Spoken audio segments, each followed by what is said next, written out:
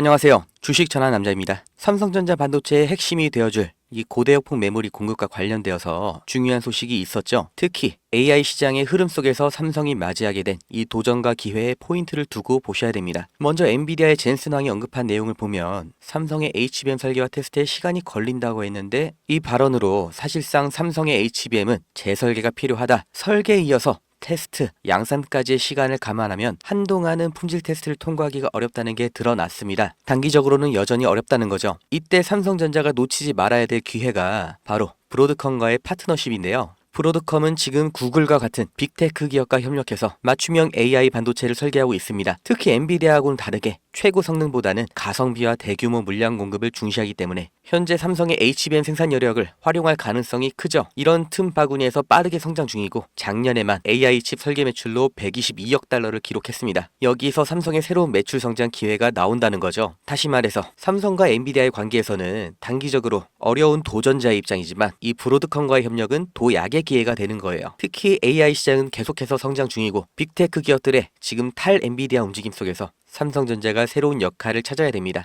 AI 시장 여전히 엔비디아가 주도하고 있지만 다른 기회도 그만큼 열리고 있다는 거예요. 이 시점에 특히 어디에 집중을 해야 되는지 그 근거를 알려드리겠습니다. 주식 투자 인구수가 1,400만 명이 넘는다고 합니다. 대한민국 사람 4명 중에서 1명은 주식 투자를 한다는 거고, 사실상 어른 중에서 절반은 주식 투자를 한다는 거죠. 이 대한민국 사람들이 다들 주식을 하는 이유가 뭘까요? 주식 투자가 폭발적으로 늘기 시작한 시점, 이 코로나 팬데믹 때부터였죠. 이게 뜻하는 건 하나입니다. 불안이죠. 일자리에 대한 불안, 미래 소득에 대한 불안, 스스로 대비하지 않으면 안 된다는 이 조급함, 그리고 아무리 열심히 일해도 10년, 20년을 일해도 우리는 집 한 채 사지 못한다, 이런 박탈감 때문에 원금 손실이라는 리스크를 감안하고서 주식시장에 아무것도 모른 채 맨손으로 뛰어든 겁니다. 다들 노력은 했다고 생각하죠. 종목 분석 보고 차트 공부도 해보고, 잘 몰라도 억지로 재무제표 찾아보면서 한 글자라도 더 눈에 넣고 머리에 담고 다들 이렇게 열심히 주식 투자하는데, 막상 주변을 보면 주식 투자에 성공했다는 사람 보신 적이 있으신가요? 아마 지인 중에 서울대 갔다는 사람, 사법고시 합격했다는 사람, 이런 사람보다도 더 희귀한 게 주식 투자에 성공한 사람일 겁니다. 그런데 이상하다고 생각한 적 없으세요? 왜 투자인데 공부를 하고 들어갔는데 성공할 확률은 실제 투자나 자영업이 아니라 복권 당첨에 더 가까울까요?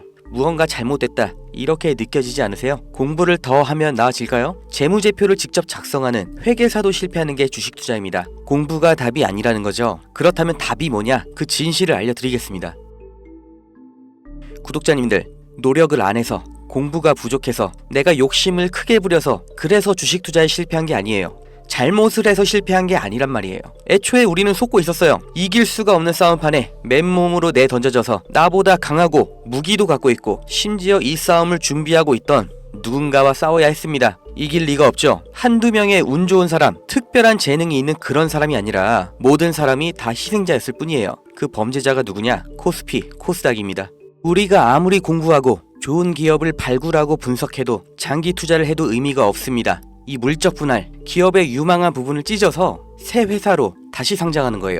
아주 대표적인 게 2020년 LG화학에서 배터리 사업부를 분할해서 LG 에너지 솔루션 설립한 거였죠. 이 배터리, 전기차 시장의 최대 수혜 테마죠. 이 시기 가장 큰 주목을 받고 있었는데, 이걸 믿고 LG화학에 투자했던 주주들, 배터리 사업부가 찢겨져 나갔을 때 어떤 보상을 받았나요? 똑같은 사례 대기업만 해도 줄줄이 있죠.